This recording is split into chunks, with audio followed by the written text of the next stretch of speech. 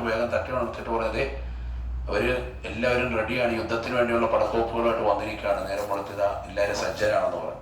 ചുരുക്കി പറഞ്ഞാൽ മുഹറം 9 അന്ന് യുദ്ധം തുടങ്ങാണ്. യുദ്ധം തുടങ്ങുമ്പോൾ പിന്നെ എന്തായാലും യുദ്ധത്തിന് പിന്നോട്ട് നിൽക്കാൻ പറ്റൂലല്ലോ. യുദ്ധത്തിൽ നമ്മൾ കയ്യാവും വെച്ച് അവരെ കൈയടങ്ങല്ല, ശത്രുക്കളോട് വരുമ്പോൾ എന്തായാലും ഇറങ്ങാണ്, നിർബന്ധിത സാഹചര്യമാണ്. അപ്പോൾ ബഹുമാനപ്പെട്ടവർ തയ്യാറായി. ഉമർ ബിൻ സഅദും അതുപോലെ തന്നെ ശത്രുവശത്ത് നിന്ന് 1000-ഓളം വരുന്നതാകുന്ന ആളുകളും ഹുറു ബിൻ യസീദ് തമീമി ആദ്യം വന്നതാകുന്ന അവരുടെ പടയാളികളും എല്ലാവരും കൂടി ബഹുമാനപ്പെട്ടവരെ ആക്രമിക്കാൻ വേണ്ടി തുനിഞ്ഞു. അപ്പൊ ഇവിടുന്ന് മുസ്ലിം പക്ഷമായിട്ട് നിൽക്കുന്നതാകുന്ന ആളുകൾ ബഹുമാനപ്പെട്ടതാകുന്ന റളിയല്ലാഹുവിനോടൊപ്പം ഉള്ളത് ഹബീബിന് മുലാഹിർ റളിയല്ലാഹു, അതുപോലെ തന്നെ അബ്ദുറഹ്മാനുബിന് മുജാബ് റളിയല്ലാഹുവിനു അടക്കമുള്ള ആളുകൾ, അതുപോലെ സുഹൈർ ബിനു അഖീൽ റളിയല്ലാഹു, അഖീൽ റളിയല്ലാഹുവിന്റെ മറ്റൊരു മകനാണ്, മുസ്ലിമിന് അഖീൽ റളിയല്ലാഹുവിന്റെ സഹോദരൻ, അദ്ദേഹം അവിടെ കൊല ചെയ്യപ്പെട്ടതാണ്. ഇവരെല്ലാവരും മുന്നണി പോരാളികളായിട്ട് അവർ ഫ്രണ്ടിൽ നിന്നു. ബഹുമാനപ്പെട്ടതാകുന്ന അബ്ബാസ് റളിയല്ലാഹുവിന്റെ അടുക്കൽ പതാക എടുത്തു കൊടുത്തു. ഏത് അബ്ബാസ്? അലിയാലി തങ്ങളുടെ മകൻ തന്നെയായ ബഹുമാനപ്പെട്ടതാകുന്ന ഹുസൈൻ റളിയല്ലാഹുവിന്റെ സഹോദരന് പതാക കൈമാറി. പതാക എന്തിക്കൊണ്ട് അദ്ദേഹം മുന്നിൽ നിന്നുകൊണ്ട് യുദ്ധം നയിക്കുക. യുദ്ധം കൊടുമ്പിരി കൊണ്ടു. ചുരുക്കി പറയാം, ബഹുമാനപ്പെട്ടതാകുന്ന ഹബീബിന് മുലാഹിർ റളിയല്ലാഹുവിനു അവർ ആദ്യം തന്നെ ഷഹീദാക്കപ്പെടുക. അങ്ങനെ മുന്നോട്ട് പോയിരുന്നു ഓരോരുത്തരും. കാരണം ശത്രുവശം അവരാണ് ഏറ്റവും കൂടുതലുള്ളത്, അവർക്കാണ് അധികാരമുള്ളത്. അപ്പൊ അതിനനുസരിച്ചുള്ളതാകുന്ന എല്ലാ യുദ്ധത്തിന്റെ സർവ്വ സായുധ സജ്ജരായിട്ടാണ് അവർ നിൽക്കുന്നത്. ആയുധങ്ങളുണ്ട്, കുന്തങ്ങളുണ്ട്, പിച്ചാത്തിയുണ്ട്, കത്തിയുണ്ട്, വാളുണ്ട്, എല്ലാം വരില്ല. വിറയിലൊന്നും ഇല്ലല്ലോ. ഇവരൊരു യുദ്ധത്തിനൊരിക്കൽ വന്നതല്ല, ഈ നാട് സ്വീകരിക്കുമെന്ന് പറഞ്ഞു വന്നതാണ്. ബഹുമാനപ്പെട്ടവർ അവിടെ വെച്ചുകൊണ്ട് ഈ കൂഫയിൽ വെച്ചുകൊണ്ട് ചോദിക്കുന്നുണ്ട്, ഇതിപ്പോ ഏതാണ്, ഈ സ്ഥലം ഏതാണെന്ന് ചോദിക്കുന്നുണ്ട്. അപ്പം ആളുകൾ പറയുന്നുണ്ട്, ഒരാൾ പറയും ഈ ഉമർ ബിൻ സഅദ് എന്ന് പറയുന്ന വ്യക്തി യുദ്ധം തുടങ്ങുന്നതിന് മുമ്പാണ്. അദ്ദേഹം പറയും ഈ സ്ഥലമാണ് കർബല എന്നാണ് ഈ സ്ഥലത്തിന്റെ പേര്. അപ്പൊ അദ്ദേഹം പറഞ്ഞ പേര് പോലെ തന്നെ ആയല്ലോ, കർബും ബലാവും രണ്ടും ഒരുമിച്ച് കൂടിയാണ്. കർബ് എന്ന് പറഞ്ഞ അർത്ഥം എന്താ അറബിയില്? കർബ് എന്ന് പറഞ്ഞാൽ പ്രയാസം, ബുദ്ധിമുട്ട്. ബല അതുപോലെ തന്നെ ബുദ്ധിമുട്ടും പ്രയാസവും, അവൻ ബുദ്ധിമുട്ടും ഉണ്ടാകുന്ന ഒരു സ്ഥലം തന്നെ, പേര് പോലെ തന്നെ ആയല്ലോ ഈ നാട് എന്നാര് പറഞ്ഞു?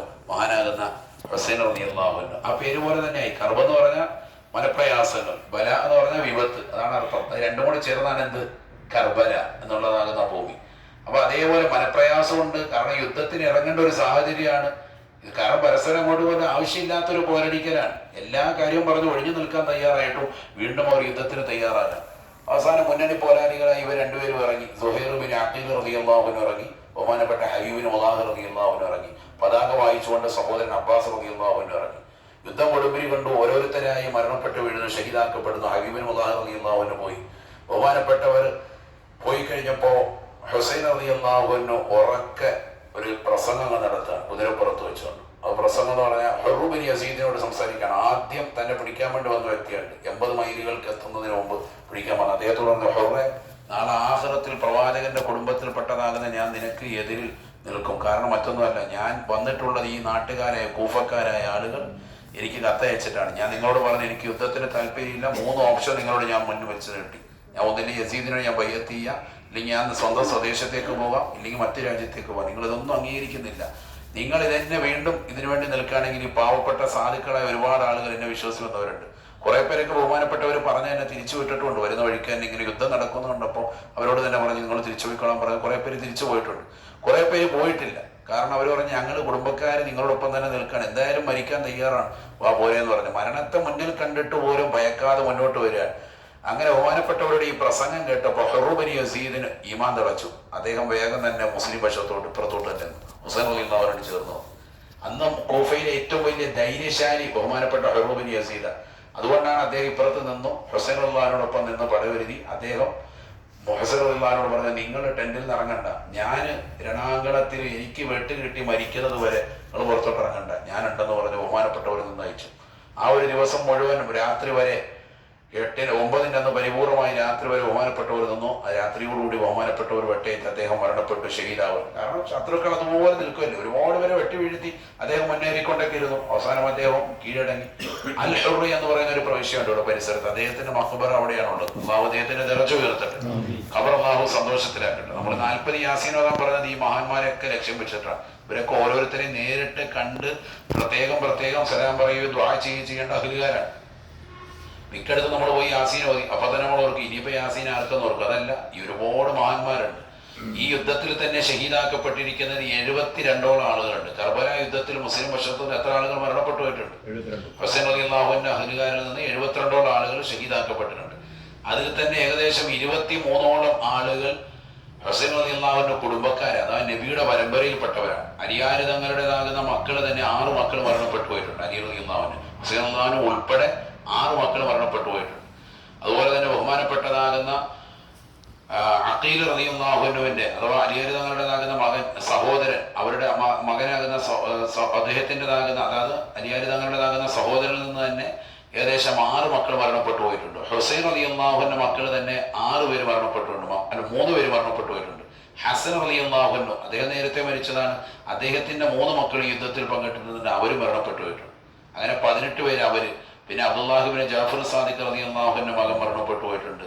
അതുപോലെ തന്നെ ബഹുമാനപ്പെട്ടതാകുന്ന നേരത്തെ സൂചിപ്പിച്ച മുസ്ലിമിനെ ഒക്കൈൽ റളിയല്ലാഹുവിന്റെ 2 മക്കൾ മരണപ്പെട്ടു പോയിട്ടുണ്ട്. ഇങ്ങനെ പ്രവാചക പരമ്പരയിൽ നിന്ന് തന്നെ ടോട്ടലായിട്ട് ഏകദേശം 10-23ഓളം ആളുകൾ ഷഹീദാക്കപ്പെട്ടിട്ടുണ്ട്. അവരുടെ ഖബറൊക്കെ നമ്മൾ പോകുന്ന ഹുസൈൻ റളിയല്ലാഹു മഖബറിന്റെ പരിസരത്ത് തന്നെ ഇപ്പുറത്ത് തന്നെ അവരുടെ എല്ലാവരുടെയും ഖബർ അവിടെയുണ്ട്.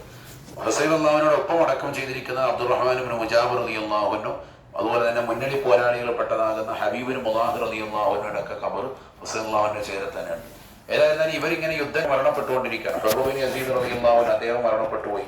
പിന്നീട് പിറ്റേ ദിവസമാണ് 10-ന്റെ അന്നാണ് പിന്നെ അടുത്ത യുദ്ധം നടക്കുന്നത്. അന്ന് രാവിലെ തന്നെ സുഹൈൽ ബിൻ അഖീൽ റളിയല്ലാഹു പതാക വഹിച്ചുകൊണ്ട് അദ്ദേഹം ഇറങ്ങി. അദ്ദേഹത്തോടൊപ്പം തന്നെ അബ്ബാസ് റളിയല്ലാഹു അഥവാ സഹോദരനുണ്ട്, അവർ മരണപ്പെട്ടു. ഇവരെല്ലാം മരണപ്പെട്ടതിന് ശേഷമാണ് ബഹുമാനപ്പെട്ട ഹുസൈൻ റളിയല്ലാഹു മരണപ്പെട്ടു പോകുന്നത്. അദ്ദേഹം മരണപ്പെടുന്നത് അന്നത്തെ ദിവസം, അഥവാ ഹിജറ 61 പരിശുദ്ധമായ മുഹറം മാസത്തിൽ മുഹറം 10-ന്റെ അന്നാണ് മരണപ്പെട്ടു. അതുകൊണ്ടാണ് ഈ മുഹറം 10-ന് ഷിയാക്കൾ വലിയ സംഭവമായിട്ട് അവർ ആചരിച്ചു പോകുന്നതാണ്. നമുക്കും ഏറ്റവും പ്രിയപ്പെട്ട ദിവസമാണത്. നമ്മൾ ആ രീതിയിലല്ല എങ്കിൽ നമ്മൾ അവരുടെ മേൽ യാസീൻ ഓതി ദുആ ചെയ്താൽ അതിൻ്റെ ഒരു ഫലം നമുക്ക് ലഭിക്കും. അല്ലാഹു തൗഫീഖ് തരട്ടെ. അതുകൊണ്ടാണ് ഇന്നും ആ അവധി നിൽക്കുന്നുണ്ട്. നമ്മുടെ നാട്ടിലൊക്കെ മുഹറം 10 അവധിയില്ലേ? കാരണം അത് അത്രമേൽ വലിയ ഇസ്ലാമിന് വലിയ പ്രസക്തമായ ഒരു ദിവസം തന്നെയാണ്. പലപ്പോഴും നമ്മുടെ ആളുകൾ ഈ ചരിത്രങ്ങൾ കൃത്യമായി പഠിക്കുകയും മനസ്സിലാക്കുകയും ചരിത്രങ്ങൾ പറഞ്ഞു തരികയും ചെയ്യാത്തതിന്റെ അടിസ്ഥാനത്തിൽ ആ ദിവസത്തിന്റെ മാഹാത്മ്യം നമ്മൾ അത്രമേൽ വലുതായി കണക്കാക്കപ്പെടുന്നില്ല. യഥാർത്ഥത്തിൽ ഇസ്ലാമിക ചരിത്രത്തിൽ വളരെ ശോകമുഖമാകുന്ന ഒരു അന്തരീക്ഷത്തിലേക്ക് ചരിത്രത്തെ കൊണ്ടുപോയ പ്രവാചക കുടുംബത്തിൽപ്പെട്ട കണ്ണികളെ പരിപൂർണമെന്നല്ല, ഒരു ഏകദേശം കാര്യങ്ങളെ പരിപൂർണമായി ഇല്ലാതാക്കപ്പെട്ടത് അവിടുന്നാണ്.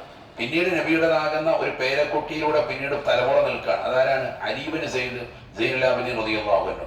അദ്ദേഹം അന്ന് കൊച്ചുകുട്ടിയാണ്, രോഗശയ്യയിലാണ്. അതുകൊണ്ട് തന്നെ അദ്ദേഹത്തിന് ഇറങ്ങാനൊന്നും സാധിച്ചില്ല. ഈ അലി ഇബ്നു സൈനുൽ ആബിദീൻ റളിയല്ലാഹു അൻഹു അന്ന് യുദ്ധത്തിൽ ഇറങ്ങാതിരുന്നത് കൊണ്ട് അദ്ദേഹത്തിന്റെ തലമുറയിലൂടെ പരിപൂർണമായി ഇന്നും ആ കുടുംബ പരമ്പര നിലനിൽക്കുകയാണ്. ശത്രുക്കൾ ഓരോ ഇവര് ടെന്റ് കെട്ടി താമസിച്ചിരുന്ന ടെന്റുകൾ കയറി സ്ത്രീകളടക്കമുള്ളവരുടെ നല്ല വസ്ത്രങ്ങൾ, അതുപോലെ തന്നെ ആഭരണങ്ങൾ ഒക്കെ യസീദിന്റെ പടയാളികൾ കയറി അതെന്നെ അടിച്ചുകൊണ്ട് പോവാൻ. അതുപോലെ ഹുസൈൻ റളിയല്ലാഹു അൻഹു ഒക്കെ കൊണ്ടുവന്ന സാധന സാമഗ്രി, യുദ്ധം വിജയിച്ചല്ലോ, അപ്പൊ അതുകൊണ്ട് തന്നെ എല്ലാം അടിച്ചുകൊണ്ട് പോവാൻ. ഹുസൈൻ റളിയല്ലാഹു അൻഹുവിനെ ശംറ് ബിനു ദൗജൽ എന്ന് പറയുന്നതാകുന്ന ഒരു വ്യക്തിയാണ് കൊന്നത് എന്ന് പറയപ്പെടുന്നുണ്ട്. കൃത്യമായ ആളുകളുടെ പേര് വ്യക്തമല്ലെങ്കിൽ പോലും അവരത് വെട്ടി എന്ന് പറയുന്നുണ്ട്. വന്നുകൊണ്ട് വെട്ടുന്നു, ഹുസൈൻ റളിയല്ലാഹുവിന്റെ പെരടിക്ക് വെട്ടേക്കുന്നു, കഴുത്തിന് വെട്ടേക്കുന്നു. ഏകദേശം വഫാത്തായതിനു ശേഷം അദ്ദേഹത്തിന്റെ ശരീരം പരിശോധിക്കുമ്പോൾ 33 കുത്തും 34 വെട്ടുക സയ്യിദുനാ ഹുസൈൻ റളിയല്ലാഹുവിന്റെ ശരീരത്തിൽ കിട്ടി. 33 കുന്തം കൊണ്ടുള്ള കുത്തുണ്ട്, അങ്ങനെ കുത്തിയിരിക്കുന്ന 33 എണ്ണം, 34 പ്രാവശ്യമായിട്ട് ശരീരത്തിൽ വെട്ടുവെറ്റിരിക്കുകയാണ്. ആലോചിച്ച് നോക്കണം. സയ്യിദുനാ റസൂലുള്ളാഹി സ്വല്ലല്ലാഹു അലൈഹി വസല്ലം അവസാനം ഈ തല വെട്ടിയെടുത്തിട്ട് യസീദിന്റെ മുന്നിൽ കൊണ്ടുവന്ന് കാഴ്ച വെക്കുമ്പോൾ യസീദിന്റെ ഒരു ക്രൂര വിനോദം, അവനെന്ത് ചെയ്തതിന് ഒരു മുളയുടെ കമ്പുണ്ട്, ആ കമ്പെടുത്തിട്ട് ഈ വായിക്കൊക്കെ ഇട്ട് ഇങ്ങനെ കുത്തി ഇങ്ങനെ അവനിങ്ങനെ തമാശ കൊണ്ടിരിക്കും. ഇത് കണ്ടിട്ട് അനസ് ഇബ്നു മാലിക് റളിയല്ലാഹു അൻഹു സ്വഹാബിയാണ്, ദീർഘകാല ആയുസ്സുള്ള വ്യക്തിയാണ്. അദ്ദേഹം കണ്ടിട്ട് അദ്ദേഹം പറയുന്നുണ്ട്, അനസ് ഇബ്നു മാലിക് റളിയല്ലാഹുവിന്റെ മക്കാമുള്ളത് ഇറാഖിലാണ്. കഴിഞ്ഞ ദിവസം നമ്മൾ പോകണമെന്ന് വെച്ചാൽ അവിടെ പൂട്ടപ്പെട്ടുകൊണ്ടാണ് പോകാൻ പറ്റുന്നത്. അദ്ദേഹം അത് കണ്ടിട്ട് അദ്ദേഹം പറഞ്ഞു, യസീദ് നീ അഹങ്കരിക്കരുത്, കാരണം നബി സല്ലല്ലാഹു അലൈഹി വസല്ലം വാദങ്ങൾ നേരിട്ട് ചുംബിക്കുന്നത് ഞാൻ പലപ്പോഴായിട്ട് കണ്ടിട്ടുള്ളതാകുന്ന ആ ചുണ്ടുകളിലും നബി സല്ലല്ലാഹു അലൈഹി വസല്ലം തങ്ങളുടെ ഉമ്മ വെച്ചിട്ടുള്ളതാകുന്ന ഭാഗങ്ങളിലൊക്കെയാണ് നീ മുളവടിയിട്ട് കുത്തി നിൽക്കുന്നത് പറഞ്ഞപ്പോഴാണ് അദ്ദേഹം ആ കുത്തൽ നിർത്തിയെന്നാണ്. അതുവരെ ഇങ്ങനെ ഇട്ട് കളിച്ചുകൊണ്ടിരുന്നതാണ്. യസീദിന്റെ ക്രൂര വിനോദമാണ്. ആലോചിച്ച് നോക്കണം. അല്ലാഹു നമ്മളെ കാക്കുമാറാവട്ടെ. അവസാനം ബഹുമാനപ്പെട്ടതാകുന്ന ഹുസൈൻ റളിയല്ലാഹു അൻഹു വഫാത്താകുന്നതിന് തൊട്ടുമുമ്പ് അദ്ദേഹം ഈ വെട്ട് കിട്ടിയിട്ട് അദ്ദേഹം പ്രയാസപ്പെട്ട് നിൽക്കുമ്പോൾ അദ്ദേഹത്തിന് അലി അക്ബർ എന്ന് പറയുന്ന ഒരു മകനുണ്ട്. ആ മകൻ അദ്ദേഹത്തിന് മുന്നിലിട്ട് കഴുത്തറത്ത് കൊല്ലുകയാണ്. ഇത് നേരിട്ട് കാണുകയാണ് ഹുസൈൻ റളിയല്ലാഹു അൻഹു. അദ്ദേഹത്തിന്റെ അബ്ദുള്ള എന്ന് പറയുന്ന ഒരു മകനെ ചോര വാർന്നു നിൽക്കുന്ന ഒരു മകനെടുത്ത് മടിയിൽ വെച്ചിട്ട് ആ മകനെ ഇനി ആശ്വസിപ്പിക്കുക. യുദ്ധത്തിന്റെ ആ സമയം അറിയാമല്ലോ, ഇങ്ങനെ ആശ്വസിച്ചുകൊണ്ടിരിക്കുമ്പോൾ ആ മകനെ അമ്പ് വെക്കാണ്, മേത്തേക്ക് അമ്പ് വെക്കാണ്. ഈ മകനെ അമ്പെയ്ത്തിൽ കൊണ്ടിട്ട് അസ്ത്രം വന്ന് വീണിട്ട് ആ കുഞ്ഞ് പെടഞ്ഞ് മരിക്കുക. അമ്പ് വീഴുമ്പോൾ സ്വാഭാവികമായിട്ട് കൊച്ചു കുഞ്ഞല്ലേ, പെടഞ്ഞ് മരിക്കാൻ അദ്ദേഹത്തിന്റെ കയ്യിൽ കിടന്ന വസ്തുക്കളൊന്നുമാണ്. അദ്ദേഹം അങ്ങനെ വല്ലാതെ ദാഹിച്ച് പരവശനായിട്ട് യൂഫ്രട്ടീസ് നദിയുടെ തീരത്ത് പോയി വെള്ളം എടുക്കാൻ വേണ്ടി തുനിയുമ്പോൾ ശത്രുക്കളെ തടയാൻ, അവർ കുടിക്കാൻ കൊടുക്കുന്നില്ല. ഇബ്നു സിയാദിന്റെ പട്ടാളം ഒരല്പം പോലും വെള്ളം കൊടുക്കുന്നില്ല. അദ്ദേഹം വളരെ ദാഹിച്ച് പരവശനായി നിൽക്കുന്ന ആ സമയത്ത് വാവിട്ട് പ്രയാസപ്പെട്ട് മക്കളും കുടുംബമൊക്കെ ഉണ്ടല്ലോ, അവർക്കൊക്കെ വേണ്ടിയിട്ടാണ് അദ്ദേഹം നിൽക്കുന്ന സമയത്ത് ഒരു അമ്പ് വന്ന് വായിലൊന്ന് തറയ്ക്കാൻ. ഈ തറച്ച അമ്പ് വായിന്ന് വലിച്ചു വരുന്ന സമയത്ത് രക്തം വല്ലാതെ പൊടിയാണ്. ഇതിനുശേഷമാണ് ഈ പെരടിക്ക് വെട്ടും ഈ കുത്തും ഇതൊക്കെ കേൾക്കുന്ന തുറക്കണം. അങ്ങനെ വളരെ ക്രൂരമായ നിലയിൽ, ചെറിയ രീതിക്കല്ല, വളരെ ക്രൂരമായ നിലയിൽ, മൃഗീയമായ നിലയിലാണ് ഹുസൈൻ റളിയല്ലാഹു അൻഹു കൊലപ്പെടുത്തുന്നത്. നിസ്സാര കാര്യമാണ്, ഒരു വിഷയമില്ല. പരസ്പരമുള്ള ഈഗോ വിഷയങ്ങളും കാര്യങ്ങളും, പ്രവാചകന്റെ കുടുംബം വന്നാൽ അധികാരം നഷ്ടപ്പെട്ടു പോകുന്നുള്ള ഒരു ഭ്രമവും കാര്യവും. അതെ അതെ അതെ. പക്ഷെ ദീനില്ല, ഖവാരിജിയാക്കളാണ്, അവരുടെ പ്രവർത്തനങ്ങളാണ്, അവരുടെ അധികാരം നഷ്ടപ്പെട്ടു എന്നുള്ളതാകുന്ന ചെയ്തികൾ കൊണ്ട് ചെയ്യാൻ അവസാനം ബഹുമാനപ്പെട്ടതാകുന്ന ഹുസൈൻ റളിയല്ലാഹു അൻഹുവിനെ ഈ രീതിയിൽ കൊന്നുകളഞ്ഞതാകുന്ന ഈ സിയാദും ഇബ്നു സിയാദിന്റെ ഒക്കെ മരണം പ്രവാചകർ സല്ലല്ലാഹു അലൈഹി വസല്ലമ തങ്ങളുടെ പേരക്കുട്ടികളെ കൊന്ന കാരണത്താൽ റബ്ബ് കൊടുത്തത് അവർക്കൊക്കെ വളരെ മൃഗീയമാക്കപ്പെട്ട മരണമാണ്. സിയാദിന്റെ മരണം പറയുന്നത്, യസീദിന്റെ മരണം പറയുന്നത് അവർ ഈ മൃഗങ്ങളെ വല്ലാതെ കളിപ്പിച്ചിരുന്നല്ലോ, അതിലൊരു കുരങ്ങ് വന്ന് കുരങ്ങിന്റെ കടിയേറ്റിട്ടാണ്, അതിലൂടെയാണ് അവൻ മരണപ്പെടുന്നതാണ്. ഈ കുരങ്ങിന്റെ കളികളുണ്ട് അങ്ങോട്ടും ഇങ്ങോട്ടും, ഇത് കണ്ട് രസിക്കല്ലേ അവന്റെ മെയിൻ പണി, വിനോദത. ഇതേ കുരങ്ങിൽപ്പെട്ട ഒരു വർഗം വന്ന് അവന്റെ ശരീരത്തിൽ വന്ന് കടിച്ചിട്ടാണ് അവന് മരണം സംഭവിക്കുന്നത്.